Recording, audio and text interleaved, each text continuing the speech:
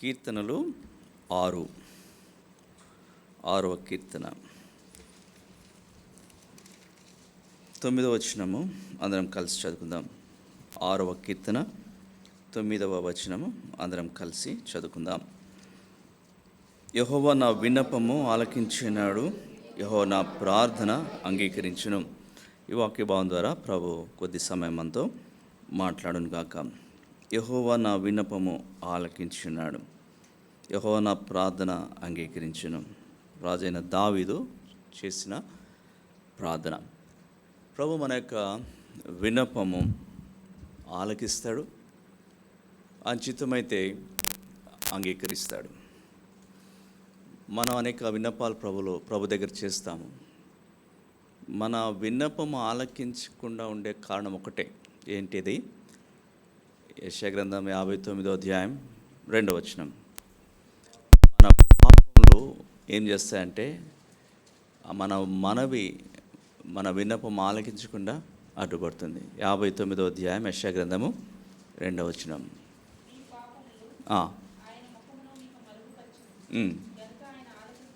అది పాపమును బట్టి మాత్రమే మన విన్నపము ప్రభు ఆలకించాడు. అందుకనే ఉదయకాలమున మన విన్నపానికి అడ్డుగొన్న పాపం మన జీవితంలో ఏదో ఉందో అని దాన్ని ఒప్పుకొని ప్రభు దగ్గర సరి చేసుకున్నాం. కనుక ఇప్పుడు మన విన్నపం ఆలకించబడే దాని కొరకే ఒక మార్గం మనం సిద్ధపరచాం. అందుకొరకే ప్రార్థన కొరకే సిద్ధపడుతున్నాం. మన ప్రార్థన ప్రభు ఆలకిస్తాడు, అంటే వింటాడు, తర్వాత దానికి జవాబిస్తాడు. మన ప్రార్థన పరలోక తండ్రికి అడ్రస్ చేస్తాం. కొంతమంది డైరెక్ట్గా యేసుప్రభుని అడ్రస్ చేస్తారు. అది పద్ధతి కాదు, వాక్యానుసారమైనది కాదు. యేసుప్రభు నా నామమున తండ్రి మీరు ఏం అడుగుతారు. మన ప్రార్థన అడ్రస్సింగ్ కూడా పరలోకమందున మా తండ్రి మా రక్షకుడైన యేసుక్రీస్తు నామంలో అట్లా ప్రారంభిస్తాం. అట్ ద సేమ్ టైం ముగించేటప్పుడు కూడా యేసుక్రీస్తు నామంలో. డైరెక్ట్గా పరిశుద్ధాత్మకు కానీ డైరెక్ట్గా యేసుప్రభు కానీ మనం అడ్రస్ చేయకూడదు. కొంతమంది ప్రభువా మీ స్తోత్రాలు, ఏ ప్రభు క్లియర్గా ఉండాలి అడ్రస్సింగ్. పరలోకమందున్న తండ్రి, ప్రేమ కలిగిన తండ్రి, కృప కలిగిన తండ్రి, ఆ తండ్రికి మనము యేసుప్రభు వారి నామంన ప్రార్థన కొరకై వస్తాం. చూడండి, ప్రార్థన చేసినప్పుడు ప్రభు జవాబిస్తాడు. ప్రభు యొక్క జవాబు 3 విధాలుగా ఉంటుంది. మొదటిది, ప్రార్థించినట్లే ప్రభు ఏదైతే అడిగామో దానికి జవాబిస్తాడు. చాలా సూటిగా ఆ జవాబు వెంటనే దొరుకుతుంది. ఉదాహరణ చూడండి, 118వ కీర్తన 5వ వచనం. కీర్తనలు 118 5వ వచనం. ఇరుకునందుండి నేను యెహోవాకు మొరపెట్టి తిని, విశాల స్థలమందు యెహోవా నాకు ఉత్తరమిచ్చాడు. ఈయన పరిస్థితి ఇరుకులో ఉన్నాడు, ఇబ్బందిలో ఉన్నాడు, కొద్దిగా కొరత ఉంది. మొరపెడితే వెంటనే ప్రభు ఆయన ప్రార్థన విన్నాడు, జవాబు కూడా ఇచ్చాడు. ఇప్పుడు ఇరుక్కు కాదు, ఎలాంటి స్థలం నుండి? విశాల స్థలమందు, అంటే తన ప్రార్థన అక్కర ప్రభు తీర్చాడు. అట్లనే 138వ కీర్తనలు 138 3వ వచనం. నేను మొరపెట్టిన దినమున నీవు నాకు ఉత్తరం ఇచ్చితివి, నా ప్రాణంలో త్రాణ పుట్టించి నన్ను ధైర్యపరచు. ఇక్కడ కూడా ప్రభు ఆయన మొరపెడితే విన్నాడు, ఆలకించాడు.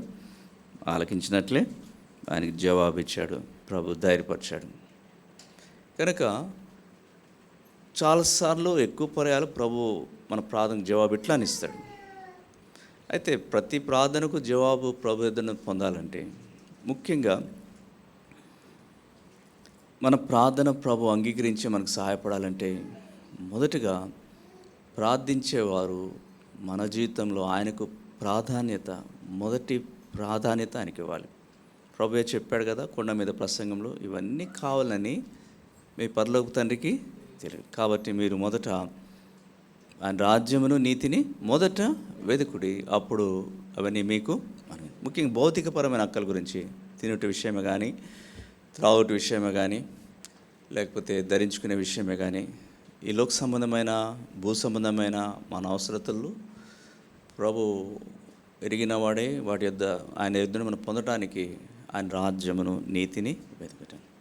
అది ఆయనకు ప్రాముఖ్యత ఇస్తున్నప్పుడు, ఆయన రాజ్యం కొరకై నీతి కొరకైన ప్రాముఖ్యత మొదటి స్థానం ఇస్తే, సామెతల గ్రంథంలో కూడా ఆ మాట అంటున్నాడు, అప్పుడు ఆయన మీ త్రోవలను సరళం చేయను. అంటే మన ప్రార్థన జవాబిస్తాడు. ఎప్పుడు చదవండి, సామెతలు 3:5. సామెతలు 3:5. ఏది ఆధారం చేసుకోకూడదు?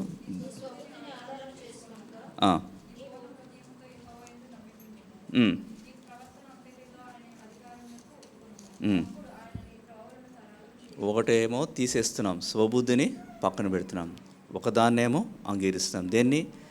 దేవుని యొక్క అధికారాన్ని మన సమస్త ప్రవర్తనలో అంగీకరించినప్పుడు అప్పుడు మన ప్రార్థనకు జవాబు ప్రభిస్తాడు. అప్పుడు మన పరిస్థితులను ప్రభు బాగు చేస్తాడు. అప్పుడు మన త్రోవలన్నీ ఆయన సరళం చేస్తాడు. కాబట్టి ప్రభు మన ప్రార్థనకు జవాబు ఇవ్వాలంటే జవాబు ఇచ్చే దేవునికి ప్రాధాన్యత ఇవ్వాలి. ఫస్ట్ ప్రయారిటీ మనం ఆయనకి ఇవ్వాలి. తర్వాత ఆయనకంటూ ఒక చిత్తం ఉంది. దేవుని చిత్త ప్రకారం అడిగితే ఆ ప్రార్థనకు జవాబిస్తాడు ప్రభు. చదవండి, 1 యోహాను 5. యోహాను రాసిన మొదటి పత్రిక 5 14. ఆయనను బట్టి మనకు కలిగిన ధైర్యం ఏదనగా, ఆయన చిత్తానుసారంగా మనం ఏదడిగినాను ఆయన మన మనవి ఆలకించినది. ఏదడిగినా కూడా అంటున్నాను, ఎప్పుడది? ఆయన చిత్తానుసారంగా అడుగుతాం. సాధారణంగా ఆయన చిత్తానుసారంగా మనము ఏది పడితే అది అడుగుతామా? అడగము. ఆయన చిత్తానుసారంగా అడిగేది ఆయనకు అనుకూలమైందే, ఆత్మీయమైందే ప్రభు దగ్గర అడుగుతాం, అవసరమైందే ప్రభు దగ్గర అడుగుతాం. దానికి తప్పనిసరిగా ప్రభు జవాబిస్తాడు. కాబట్టి ఆయన చిత్తానుసారంగా అడగాలి. అదే సమయం ఆయన చిత్తమును జరిగించినప్పుడు కూడా మనం ఏది అడిగినా కూడా ప్రభు ఇస్తాడు. ఇదే పత్రికలో ఉంది చూడండి, 3 1 యోహాను 3 22. మరియు మనం ఆయన ఆజ్ఞలు గైకొనుచు ఆయన దృష్టికి ఇష్టమైనవి చేయుచున్నాం కనుక మనం ఏమి అడిగినానో అది ఆయన వల్ల మనకు దొరుకును. ఏది అడిగినా కూడా దొరుకుతుంది. ఏంటంట? ఎప్పుడది? ఆయన దృష్టికి ఇష్టమైనవి. ఇష్టమన్నా చిత్తమన్నా ఒకటే. చిత్త ప్రకారం అడుగుట, చిత్త ప్రకారము లేదా ఆయన ఇష్ట ప్రకారము చేయుట. అడిగి చేస్తే దానికి బౌండరీస్ ఏం లేవు, హద్దులు ఏం లేవు. ఏది అడిగినా కూడా అది ఆయన వల్ల మనకు దొరుకును. కాబట్టి మొదటిగా ప్రభువు మన విన్నపం ఆలకించి మన ప్రార్థన అంగీకరించాలంటే చేస్తాడు. మొదటి ప్రాధాన్యత ప్రభుకి ఇవ్వాలి. తర్వాత ఆయన చిత్తం ఎరిగి దాన్ని జరిగిస్తూ ఆయన చిత్త ప్రకారం ప్రార్థిస్తే ఏది అడిగినా కూడా ఆయన ఇచ్చేవాడుగా ఉంటాడు. అది డైరెక్ట్గా మన ప్రార్థనకు ప్రభు ఇచ్చే జవాబు ఇట్లా ఉంటుంది. రెండవది, ప్రార్థనకు ప్రభు జవాబిస్తాడు కానీ వెంటనే ఇవ్వడు. ఆయన తన సొంత సమయం తీసుకుంటాడు. మనకేమో ఆత్రం ఎక్కువ, అట్లా ప్రార్థిస్తే ఎట్లా వచ్చాను. కొన్ని అయితే ఇస్తాడు కానీ కొన్ని విషయాల్లో జస్ట్ వెయిట్ అంటాడు ప్రభు. నేను అది ఇద్దామనుకున్నాడు, yes decided to give us, మన రిక్వెస్ట్ గ్రాంట్ చేసినాడు అక్కడ. కాకపోతే కొంచెం ఆగమంటాడు. ఎందుకు ఆగమంటాడు? ప్రసంగి గ్రంథము 3 1. ప్రసంగి గ్రంథము 3 1. దేనికి? ప్రతి దానికి. 11 చదవండి.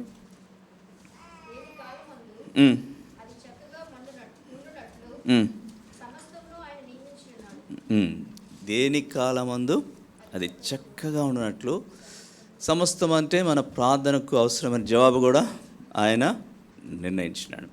కనుక దేవుడు తన సొంత సమయంలో, ఇన్ హిజ్ ఓన్ టైం, ఆయన మన ప్రార్థనకు జవాబిస్తాడు. అది కొంచెం డిలే కావచ్చు, కొంచెం ఆలస్యం కావచ్చు, కానీ ఆయన నిర్ణయించుకున్నాడు, ఇద్దామని నిర్ణయించుకున్నాడు. కానీ కొంచెం ఆయనకు తెలుసు ఎప్పుడు ఇవ్వాలా, ఎప్పుడు ఇస్తే ఈ విశ్వాసకి నిజంగా ఉపయోగపడుతుంది, ఏ రోజు అది గ్రాంట్ చేస్తే ఈ విశ్వాసకి నిజమైన మేలు కలుగుతుంది. ఆ టైం వరకు ఆయన వేచి ఉంటాడు, మనం కూడా వేచి ఉండాలి. సో ఆ వెయిటింగ్ పీరియడ్ అన్నమాట. వెయిటింగ్ పీరియడ్లో ప్రార్థించే వారు ఏం చేయాలి? కొన్ని పనులు చేయాలి. వాళ్ళు ఓర్చుకోవాలి. దయచేసి చదవండి హెబ్రీ రాసిన పత్రిక 6వ అధ్యాయం. హెబ్రీ రాసిన పత్రిక 6వ అధ్యాయం 10వ వచనం నుండి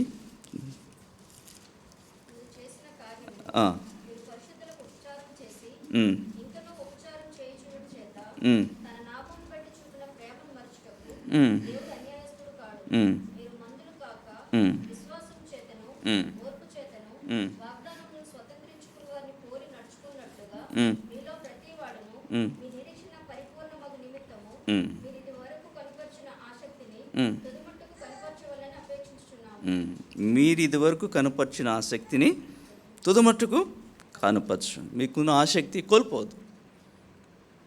మీరు ఓర్పు చూపించాలా, మీ ఆసక్తి సన్నగిలకూడదు. వస్తుంది జవాబు, దేవుడు ఇవ్వబోతున్నాడు. ఏ సమయంలో అది రావచ్చు. కాబట్టి కొంచెం ఓర్పు, కొంచెం ఆసక్తి ఎక్స్టెండ్ చేయండి అంటున్నాడు. అందుకని అబ్రహాం ఏం చేసినాడట? 15వ వచనం, ఆ మాట నమ్మి అతడు ఓర్పుతో సహించి ఆ వాగ్దాన ఫలము పొందెను. కనుక వెంటనే నాకు జవాబు రాలేదే, నేను ఇంతగా ప్రార్థన చేశానే, ఇన్నిసార్లు ప్రార్థన చేశానే, దుఃఖపడి ప్రార్థన చేశానే, ఉపవాసం ఉండి ప్రార్థన చేశానే, నాకెందుకు జవాబు రావట్లేదు? నేను అడిగింది తప్పేం కాదు కదా, నాకు అవసరమైందే అడుగుతున్నాను, నాకు న్యాయబద్ధమైందే నాకు ప్రార్థన మనవి, మించింది నాకు అందని వాటిని నేనేం అడగట్లేదు. నాకు అవసరమైంది, నాకు కావాల్సింది, సహేతుకమైందే నేను ప్రార్థించాను. నాకెందుకు ప్రభు ఇవ్వట్లేదు, ఆలస్యం చేస్తున్నాడు? చేస్తాడు ఆయన, కొన్నిసార్లు అలాగే చేస్తాడు. ఆ వేచి ఉండే సమయంలో ఇట్లా ఒకటి, మన ఆసక్తిని కోల్పోకూడదు. రెండవది, ప్రభు అన్నాడు అటువలే మీరు ప్రార్థన చేయండి. ఎటువలే ప్రార్థన చేయాలా? దయచేసి చదవండి లూకా సువార్త 11వ అధ్యాయం. లూకా సువార్త 11వ అధ్యాయము 9వ వచనం ఏమన్నాడంటే, అటువలే మీరును అడుగుడి మీకు ఇవ్వబడును, వెదుకుడి మీకు దొరుకును, తట్టుడి మీకు తీయబడును. ఎటువలే అంటే దాని పై ఆయనట్లా ఒక ఉదాహరణ చెప్పినాడు ప్రభు. 3 స్నేహితులు ఉన్నారు. ఒక స్నేహితుని ఎద్దుకు మరొక స్నేహితుడు వచ్చాడు అర్ధరాత్రి వేళ. అతనికి ఏమైనా పెట్టాలి, ఆయన దగ్గర ఏం లేదు.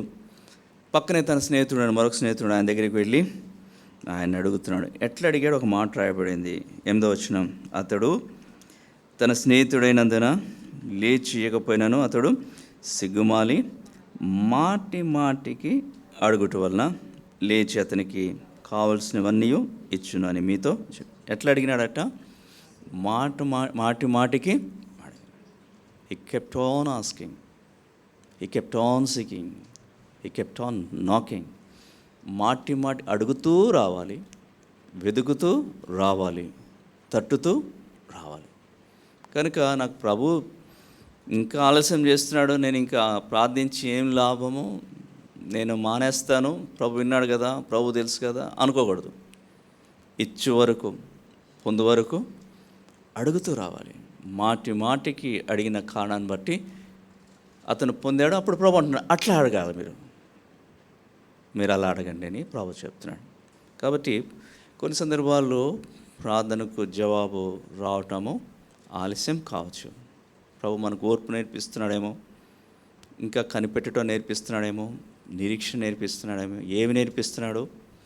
ఆ ప్రభు యొక్క స్వంత సమయం వచ్చే వరకు మనము నిరీక్షణ కోల్పోకూడదు, ఆసక్తిని కోల్పోకూడదు. అడుగుతూనే ప్రార్థిస్తూనే అంశం కొరకు రాయాలి. ఇంకోటి ఏం చేయాలంటే వాగ్దానం ఎత్తిపట్టి ప్రార్థన చేయాలి. ప్రభు మనకు చాలా వాగ్దానాలు ఇచ్చారు కదా. దేవుని వాగ్దానములు ఎన్ని అయినానో అవన్నీ క్రీస్తునందు అవునున్నట్టుగానే ఉన్నాయి. వాగ్దానం అంటే మనకు వచ్చే తలంపు ఏంటంటే new year December 31 watch night service అప్పుడు తీసుకునేదే వాగ్దానం అంట. మంచిదే, న్యూ ఇయర్కి తీసుకుంటాం, అంతటితో ఆగకూడదు.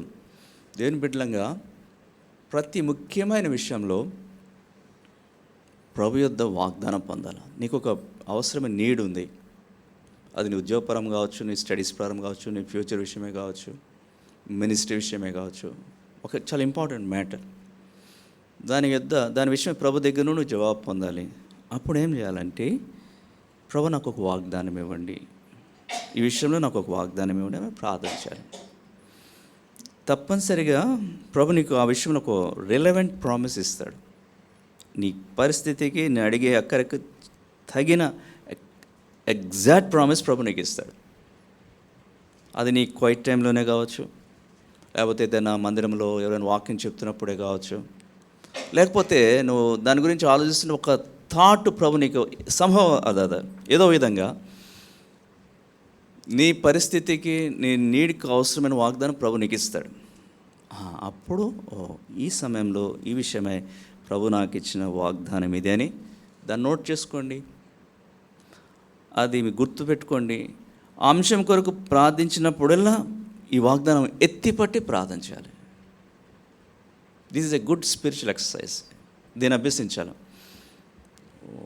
All night prayer, watch night service అప్పుడు చేసిన వాగ్దానమే కాదు, ఎన్నో వాగ్దానాలు ప్రభు ఇచ్చాడు, వేల కొలది వాగ్దానాలు. ఆ వాగ్దానాలు మనం స్వతంత్రించుకోవాలి. కనుక మన అవసరతలో ప్రభు ఇచ్చిన వాగ్దానం పొందటము ఒక అభ్యాసము, పొందిన దాన్ని గుర్తుంచుకొని దాన్ని ఎత్తిపట్టి క్లెయిమ్ చేయటం అనేది, ప్రభా నాకు ఈ విషయంలో నీ వాగ్దానం ఇచ్చావు కదా, వాగ్దానం ఇచ్చినవాడు నమ్మదగినవాడు కదా ప్రభా, నువ్వు చేస్తావు, నమ్ముతున్నాను. నేను విఫలమవచ్చు, నేను నమ్మదగిన వాడిని కాకపోవచ్చు, నువ్వు ఇచ్చావు. ప్రభుని మనం ఏం చేస్తున్నాము, చేయటానికి ఆయన బలవంత పెడుతున్నాం. ప్రభు వాగ్దానం కాబట్టి ఆ సందర్భాలకు ఆ ఔషధాలకు అవసరమైన వాగ్దానాలు ప్రభు యొద్ద పొందటం అనేది ఎక్సర్సైజ్ చేయాలి. అది ఆత్మీయ ఎదుగుదలకు ఒక చిహ్నం. కొన్నిసార్లు వెంటనే ప్రభు జవాబు ఇవ్వచ్చు, కొన్నిసార్లు చాలా నెలలు కావచ్చు, కొన్ని సంవత్సరాలు కావచ్చు. కానీ వాగ్దానం ఇచ్చాడంటే 600 106 నిశ్చయముగా ప్రభు దాన్ని జరిగిస్తాడు ఇన్ హిజ్ ఓన్ టైం. నేను కూడా ప్రభు దగ్గర ఒక అంశం కొరకు వాగ్దానం ఇచ్చాడు ప్రభు, చేస్తున్నాను, కొన్ని సంవత్సరాలు చేస్తున్నాను, ప్రతిరోజు చేస్తాను అంశం కొరకు. ఆ వాగ్దానం ప్రభుకు గుర్తు చేసి, ప్రభా ఈ వాగ్దానం నాకు నిశ్చయిత ఉంది, తప్పనిసరిగా ఈరోజు కాకపోయినా రేపు కాకపోయినా ఎప్పుడైనా ప్రభు దాన్ని తప్పనిసరిగా నెరవేరుస్తాడు. ఆ కాన్ఫిడెన్స్, భరోసా ఉంది, ప్రభు చేస్తాడు. అందును బట్టి ఆ సందర్భంలో ఏమైతే కొన్ని లేట్ అయినా కూడా మనకి ఇబ్బంది కలగదు, దుఃఖం రాదు. ఇచ్చాడుగా వాగ్దానం, చేస్తాడు, అంతే, అయిపోతుంది. అది కనుక ప్రార్థనకు జవాబు ఇవ్వాలని ప్రభు నిర్ణయించాడు. కానీ రావడానికి కొద్దిగా ఆలస్యం అవుతున్నప్పుడు ఎట్లా రెస్పాండ్ అవ్వాలి మనం? కొన్నిసార్లు ఒక అంశం కొరకు మనం ప్రభు దగ్గర ప్రార్థన చేస్తాం. ప్రార్థన చేసిన తర్వాత ప్రభు జవాబు ఇస్తాడు. ఆ జవాబు ఎట్లా ఉంటుందంటే మనం ఆశించినట్లు ఉండకపోవచ్చు. మనం ఒకటి అడిగాము, ప్రభు ఏం చేశాడు, మరొకటి ఇచ్చాడు. మనమేం ఎక్స్ కావాలి అంటున్నాం. తీరా ప్రభు ప్రార్థన జవాబు వచ్చేటప్పుడు ఇదేమైంది, వై అయింది. ఏంటంటే నేను వై అడగలేదు కదా ప్రభా, నేను ఎక్స్ అడిగాను కదా, మరి వై ఇచ్చావేంటి అంటే ఇద్దరిలో ఎవరు తప్పు? మందా? మనం అడిగింది ప్రభు ఎందుకు ఇవ్వలేదు? నాకు ఇది కావాలంటే ఇది కాకుండా అది ఇచ్చావేంటి? తెలుసు మనకి ఒక్కటండి, అడగటం చేత. మీరు యుక్తంగా ప్రార్థన చేయటం మీకు చేతరాదు, మీకు తెలియదు. మేము ఎక్స్ అంటున్నాం, ఎక్స్లో ఏం ఫాల్ట్ ఉందో ప్రభుకు తెలుసు, మనకు తెలియదు. ఎందుకంటే మన త్రోవలు ఎలాంటివి, మన మార్గంలో ఎలాంటివి, మన ఆలోచన ఎలాంటివి, ప్రభు ఆలోచన ఎలాంటివి చదవండి. లేకపోతే యెషయా గ్రంథము 55వ అధ్యాయం, యెషయా గ్రంథము 55వ అధ్యాయము 8-9 వచనాలు.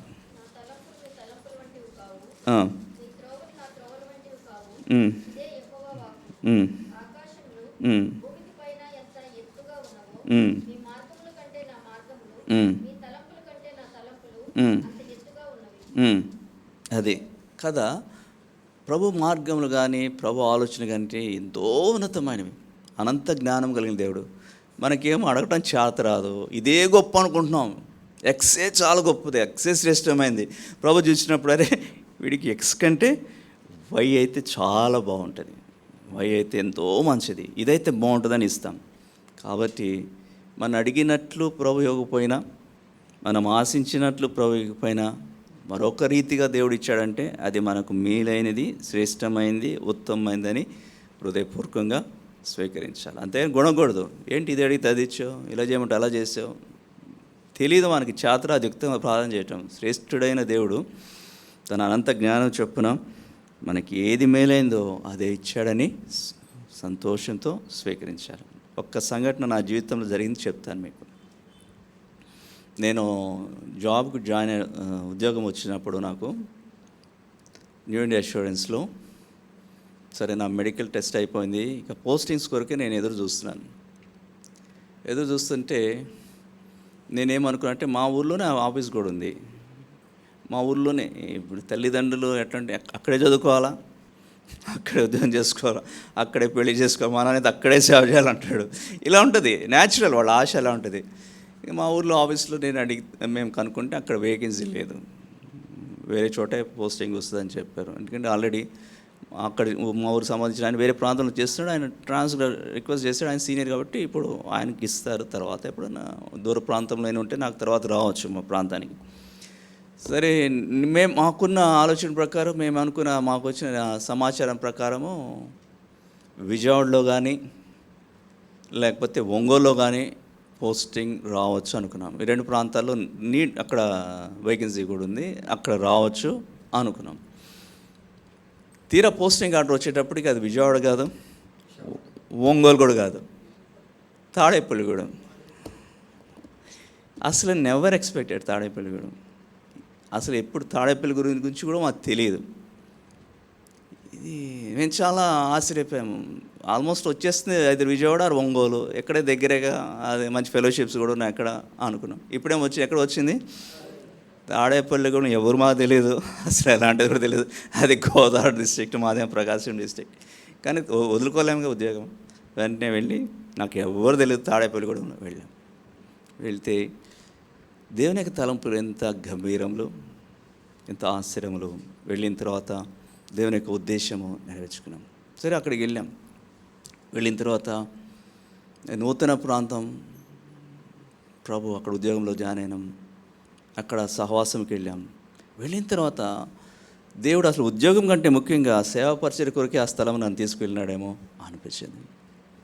పేరుకి అక్కడ ఉద్యోగం చేసాం, కానీ అక్కడ సహవాసంలో ప్రభు ఆ దినాల్లో నన్ను ఎంతగానో బలపరిచినాడు.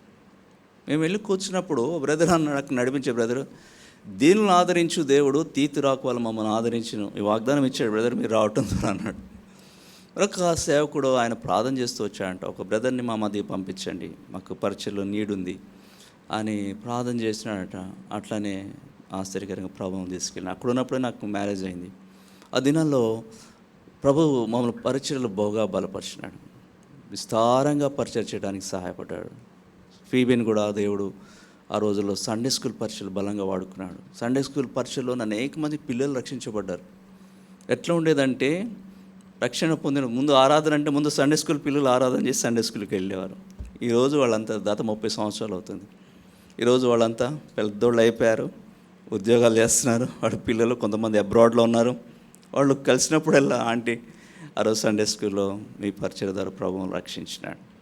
ఈనాడు మేము ప్రభు కొరకు పని చేస్తున్నామంటున్నారు, ప్రభుని సేవిస్తున్నారు, ఉద్యోగాలు చేస్తున్నాయి. ఆ రీతిగా ప్రభు వాడుకున్నాడు విస్తారంగా సేవ చేయడానికి. ప్రతి సెలవు రోజు ఏదో ఒక ప్రాంతం సువార్తకి వెళ్ళిపోయేది. దాదాపు ప్రతి ఆదివారం సాయంత్రం బ్రదర్స్ ముఖ్యంగా సైకిల్స్ ఆ రోజుల్లో బహిరంగ సువార్తకి చుట్టుపక్కల ఎన్ని గ్రామాల్లో వెళ్ళిన మళ్ళీ సెకండ్ టైం థర్డ్ టైం. అంటే ఆ రోజుల్లో సువార్తకు ఆటంకం ఉండేది కాదు, చాలా ధైర్యంగా వెళ్ళిపోయేది. విస్తారంగా ప్రభు సేవ చేస్తానికి వచ్చినాను. అప్పుడు అనుకున్నాను దేవుని తలంపు ఇదేమో, నేను అనుకునేది వేరే ప్రాంతము, ప్రభు ఇచ్చింది ఈ ఉద్దేశంతో ప్రభు ఈ స్థలాన్ని తీసుకొచ్చినాడు. ఇప్పుడు దాదాపు నేను తాడపల్లి కూడా ఇచ్చిపెట్టి దాదాపు 25 years అవుతుంది. ఇప్పటికీ మన వదిలేవాళ్ళు, రెండు బ్రదర్ మీరు వచ్చి మమ్మల్ని బలపరచాలి అని అడుగుతూ ఉంటారు. చాలా ఆశ్చర్యం వేస్తూ ఉంటుంది. మొన్న లాస్ట్ May 27th అక్కడ పైడిమెట్ అని ప్రాంతం వెళ్ళినప్పుడు అక్కడ కొంత ఫ్యామిలీస్ ఉన్నారు. వాళ్ళు ఎక్కడో అక్కడి నుంచి వచ్చి సెటిల్ అయ్యానట. సమ్వేర్ 1990లో అంటే 35 years బ్యాక్. అప్పుడు వారు నల్లజల్లు అంటే అప్పుడప్పుడు అక్కడ ప్రాంతానికి తాడేపల్లి నుంచి వెళ్తుండేవాడు. అప్పుడు నేను వెళ్ళి అప్పుడు ఆ రోజుల్లో నేర్పించిన పాట 117వ కీర్తన ఇంకా గుర్తుందంటే, మీరు ఆ రోజు ఆ పాట నేర్పించి అప్పుడు ఆ పాట నేర్పించాడు బ్రదర్. అప్పుడు మీరు ఇలాంటి ఈ వర్తమానం చెప్పారు, నేను ఏం చెప్పాను నాకు గుర్తులేదు, వాళ్ళు గుర్తుంది. ఆశ్చర్యమైంది. ప్రభా, ఇంత గొప్ప పరిచయం చేటికాయి ప్రభా, దినాల్లో మీరు మమ్మల్ని నడిపించినావు అని మేము అనుకున్నాం. 2001లో నేను వైజాగ్ వచ్చినప్పుడు ఇక్కడ ఇసుకతోట జాయిన్కి వెళ్ళినప్పుడు ఒకరోజు అక్కడ మన బ్రదర్స్ వస్తుండే స్పెషల్ మీటింగ్స్. అప్పుడు వైపాల్ గారు వచ్చారు, వచ్చి నన్ను రమ్మన్నారు ఒకరోజు, ఏదో మీటింగ్ ఇక్కడ రమ్మన్నారు. సరే నేను వచ్చాను. వచ్చిన తర్వాత నేను అడిగాను, బ్రదర్ నేను ఎట్లా మీకు పరిచయం అండి అన్నాను. నేను ఎట్లా మీకు తెలుసండి అన్నాను. అంటే మిమ్మల్ని నేను రాచర్లలో చూశాను లేండి అన్నాడు. రాచర్లు అంటే తాడేపల్లిగూడెం దగ్గర ఏదో ఒక ఊరు. ఒక బ్రదర్ ఏదో అక్కడ పరిచయం చేస్తుంటే ఒకరోజు అక్కడికి వెళ్ళాము. స్వార్థం బ్రదర్ వచ్చారేమో, అప్పుడు చూసారేమో. నేను వైజాగ్ వచ్చినప్పుడు ఆయన నన్ను ఇక్కడికి ఇన్వైట్ చేశారు. కనుక ఇది ఎందుకు చెప్తున్నానంటే, ఇంత గొప్ప ఉద్దేశంతో ప్రభువు మమ్మల్ని బలపరచాలని, మా ద్వారా వారిని బలపరచాలని దేవుడు నేను అడిగింది, మేము ఆశించింది కాకుండా తనదైన తను నిర్ణయించిన స్థలానికి ప్రభు మమ్మల్ని నడిపించారు. కాబట్టి కొన్నిసార్లు ప్రార్థన చేస్తాం, ప్రభు మాకు ఇదే కావాలని. అదే రాకపోవచ్చు, వేరేది రావచ్చు.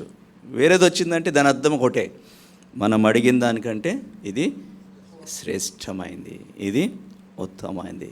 కాబట్టి ప్రభు మీకు స్తోత్రాలు, దీన్ని నేను మనస్సారా స్వీకరిస్తున్నానంటే ప్రభుకు ఆనందం అవుతుంది. సణుగు గొణుక్కుంటూ ఇచ్చాలే, అడిగితే ఇది ఇచ్చావనంటే దేవునికి ఇష్టం కాదు. కాబట్టి ప్రభు ప్రార్థన జవాబిస్తాడు. రెండవది, ప్రార్థన జవాబిస్తాడు కానీ కొద్ది సమయం వెయిట్ చేయమంటాడు. మూడవది, ప్రభు ప్రార్థన జవాబిస్తాడు, నువ్వు అడిగినట్లు కాకపోవచ్చు, తన ఇష్టానుసారంగా మనకి మేలైంది ప్రభు ఇస్తాడు. కొన్నిసార్లు ప్రార్థన చేస్తాము, ప్రభు ఏమంటాడు? నో అంటాడు, నేను జవాబు ఇవ్వను అంటాడు. అంటాడా లేదా? అలాంటప్పుడు అలా ఏం చేయాలా? అలా సామాన్యులకి కాదు, గొప్ప భక్తునికి చేశాడు ప్రభు.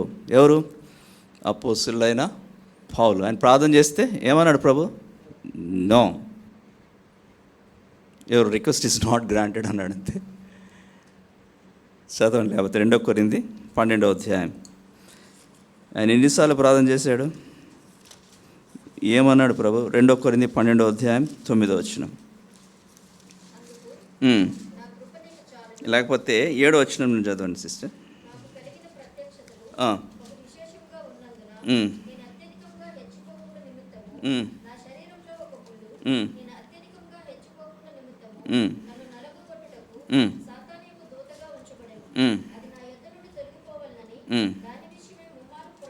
వేడుకున్నాడు.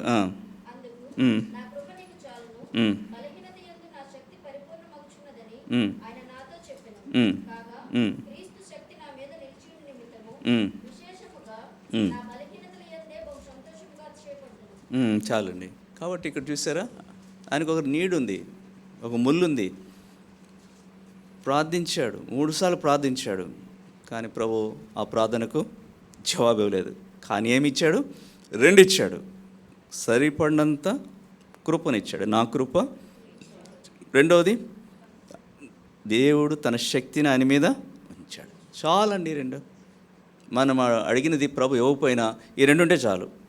సరిపడినంత కృప, రెండవది ఆయన శక్తి మన మీద ఉంటే చాలు, దానికంటే మించింది లేదు. కాబట్టి కొన్నిసార్లు మనం అడిగింది ప్రభు తనకిష్టం కాలేదేమో, అది చిత్తం కాలేదేమో, దానికి జవాబు ఇవ్వలేదేమో. ఇవ్వకపోయినా మరి ఆయన శక్తి ఉంది, ఆయన కృప ఉంది, అందుని బట్టి చాలు జీవితయాత్ర కొనసాగబోతుంది. అందుకని ఏమంటున్నాడు ఇప్పుడు? బలహీనతలు ఎందు ఏం చేస్తున్నాడు? నేను సంతోషించే నిమిత్తము నా బలహీనతలు ఎందు బహు సంతోషంగా అతిశయపడుతున్నావు. ఎవరైనా లోకంలో సాధ్యమవుతుందా? బలహీనత ఉంటే సంతోషం ఉంటుందా? దుఃఖం ఉంటుంది. బలహీనత ఉంటే అతిశయం ఉంటుందా? ఉండదు. అవమానం ఉంటుంది. కానీ ఎప్పుడైతే ప్రభు కృప, ప్రభు శక్తి మన మీద ఉంటే బలహీనతగా అయినా సంతోషము, అతిశయం ఉంది. అందుకని నేను ఎప్పుడు బలహీనుడునో అప్పుడే బలవంతుడు. కాబట్టి దేవుని బిడ్డలారా, మన ప్రభు మన విన్నపమును ఆలకిస్తాడు, మన ప్రార్థనకు జవాబు ఇస్తాడు. 3 రీతిలుగా జవాబు ఉంటుంది. వెంటనే రావచ్చు, కొన్నిసార్లు ఆలస్యం కావచ్చు, కొన్నిసార్లు డిఫరెంట్గా ఉండొచ్చు. Whatever it may be, ప్రభు నమ్మదగిన వాడు. రెండవది, కొన్నిసార్లు ఇవ్వకపోవచ్చు కూడా, అయినా కూడా ఆయన కృప చాలు, ఆయన శక్తి చాలు. కాబట్టి మనం ఏం చేయాలంటే ప్రార్థించే వారంగా ప్రభువుని గురించి అధికంగా తెలుసుకోవాలి. ఆయన ఎటువంటి వాడో, ఆయన మైండ్ సెట్ ఎలా ఉంటుంది, ఆయన విధానాలు ఎలా ఉంటుంది, ఆయన ఎట్లా రెస్పాండ్ అవుతాడు, ప్రభుని గురించి ఎక్కువ తెలుసుకోవాలి. ఇంటిమేట్ రిలేషన్షిప్ ప్రభుత్వం మనం కలిగి ఉండాలి. అందుకనే ఎలాంటి వాడని ఆయన మనం తెలుసుకోవాలంట. 34వ కీర్తనలు 34, 8వ వచనం. యెహోవా ఉత్తముడని రుచి చూచి తెలుసుకొనుడి, ఆయన ఆశ్రయించిన నరుడు. ఇటువంటి వాడు మన ప్రభు, ఉత్తముడైన దేవుడు. ఉత్తముడైన దేవుడు ఏది ఇస్తాడు మనకు? 85వ కీర్తనలు 85, 12వ వచనం. యెహోవా ఉత్తమమైన దాన్ని ఇది. కనుక మన ప్రభు ఉత్తముడని తెలుసుకోవాలి ఆయన. కాబట్టి ఉత్తముడైన దేవుడు మనకి ఇచ్చేది కూడా ఉత్తమమైందే ఇస్తాడు. కాబట్టి ఇలాంటి దేవుని మనం కలిగి ఉన్నాం కనుక ప్రార్థించే బదులు అంటున్నాం. మాటి మాటికి ప్రార్థిస్తాం, వాగ్దానం ఎత్తిపట్టి ప్రార్థన చేస్తాం, ఆసక్తి కోల్పోకుండా ప్రార్థన చేస్తాం. ఆ రీతిగా కొద్దిగా ఆలస్యమైనా కూడా, అడిగిన దానికంటే డిఫరెంట్గా ప్రభు జవాబు ఇచ్చినా కూడా సంతోషంతో స్వీకరిస్తాం. కొన్నిసార్లు నో అని చెప్పినా కూడా అపోస్తలుడైన పౌలు వలె మరి ఆయన కృపను, ఆయన శక్తిని సరిపడినంతగా పొందలాగిన ప్రభు దగ్గర ప్రార్థన చేస్తాం. ఈ కొద్ది తలంపులతో ప్రార్థన కొరకే సిద్ధపడదాం. ఇప్పుడు